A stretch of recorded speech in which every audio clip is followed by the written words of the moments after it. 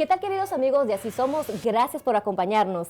Y hoy, como siempre, Sheila, bienvenida a Así Somos. Gracias, Doris. El tema de hoy, otro tema muy interesante, y yo sé que a nuestros queridos televidentes les va a gustar, puesto que estaremos hablando de la anulación de la pensión alimenticia, un tema muy importante, ¿verdad? Claro que sí, es un tema bastante importante porque se tiene que saber cuál es el procedimiento para anular una pensión alimenticia. Mira, antes de hablar del tema en sí, quizás puede ser importante saber cuáles son las consecuencias, digamos, si el padre no respeta pagar la pensión alimenticia.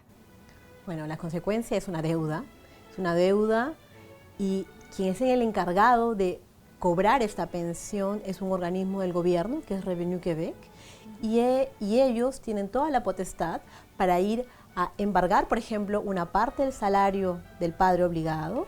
Pueden haber muchas medidas de ejecución.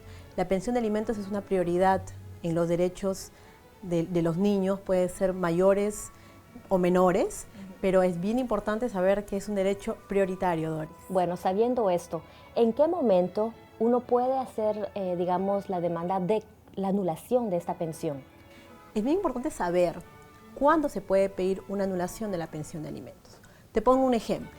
Si el niño es menor y el padre ha sido condenado por la corte a pagar una pensión alimentaria de $200 al mes, es simplemente un ejemplo. Si este padre pierde su trabajo y no tiene ningún ingreso económico, él no puede continuar teniendo una obligación alimentaria cuando no tiene ingresos económicos.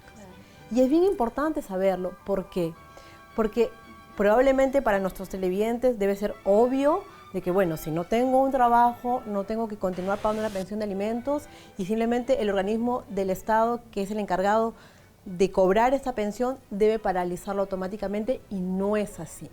Cuando existe una orden del tribunal para pagar una pensión de alimentos, únicamente es el mismo tribunal que puede anular esta obligación. Bueno, y eso me lleva a mí a otra pregunta. ¿La pensión alimenticia llega a su fin desde el momento que el niño cumple su mayoría?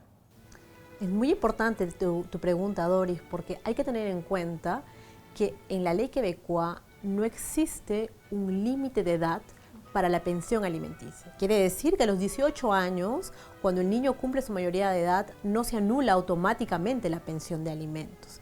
Tiene que haber condiciones que se cumplan a fin que la pensión sea anulada. Bueno, entonces, ¿cuáles serían esas condiciones?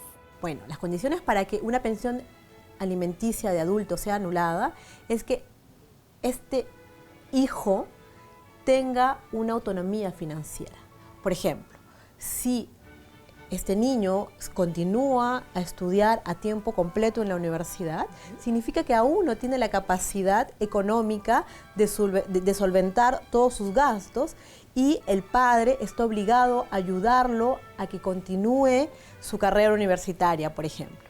Entonces, esta es una condición muy importante, que el hijo mayor no tenga una autonomía financiera y que necesite la ayuda del padre. Pero tenemos que remarcar que no es en cualquier situación. Por ejemplo, si el hijo simplemente no quiere trabajar porque no quiere trabajar, entonces el padre no está obligado a continuar a ayudarlo económicamente. Tiene que haber motivos por qué el hijo está pidiendo una pensión de alimentos. Como te digo, los estudios universitarios es un buen ejemplo. Sí, es un buen ejemplo. Cuando se anula la pensión alimenticia, pues posiblemente con el tiempo se puede volver a hacer una nueva demanda, por ejemplo, para volver a obtenerla, porque la situación puede cambiar. Por supuesto, Doris. En cualquier momento que la situación cambie, que haya cambios significativos en la situación o del adulto, el hijo adulto, sí, o del obligado a pagar la pensión de alimentos, en cualquier momento estas personas tienen que dirigirse nuevamente a la corte, tienen el derecho de dirigirse a la corte para pedir que se fije una pensión de alimentos o, en el caso, se anule. Perfecto. Bueno, entonces te agradezco una vez más. Siempre es un gusto estar aquí contigo. Nos vemos la próxima semana. Claro que sí, Doris. Buen día. Igualmente. Ya saben, tenemos una cita la próxima semana aquí en Así Somos. Cuídense.